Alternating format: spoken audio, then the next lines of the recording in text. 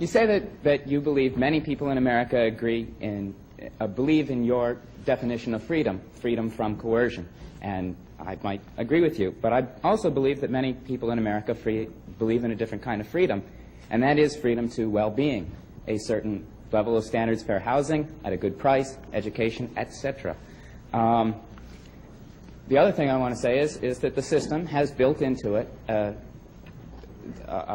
poor remain poor and the rich remain rich, and that is an externality of the system. It is not built into the system at all. It has never been true. It's simply a false. If you look at the evidence, there is an enormous amount of mobility from one class to the other.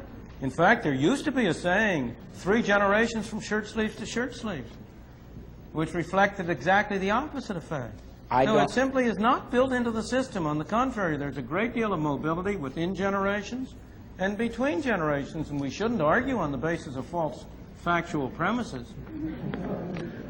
That mobility, well, let me continue because I'm not sure it really has an effect on the question. Because it is not immediately easy to become in the wealthy class. There are certain parts of the system which make that virtually impossible for the real person. Now, I believe that this freedom too represents the belief in equality as opposed to liberty. And I wonder, is it possible to build a system based on this equality, which I believe that many people agree in, and would not be willing to sacrifice to the liberty of freedom from? Well, I'm not going to be able to give a full answer to your question because you've asked a very, very complex question, and so you're going to have to pardon me if I am a little dogmatic.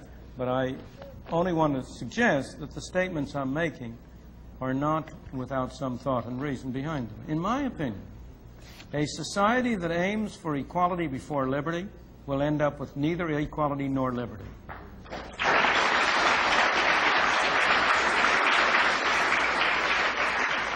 And a society that aims first for liberty will not end up with equality, but it will end up with a closer approach to equality than any other kind of system that has ever been developed.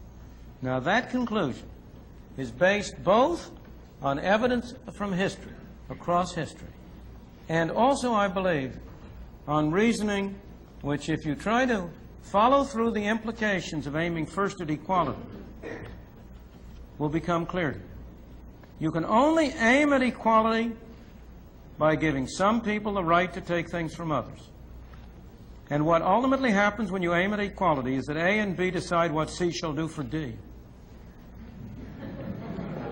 Except that they take a little bit of a commission off on the way.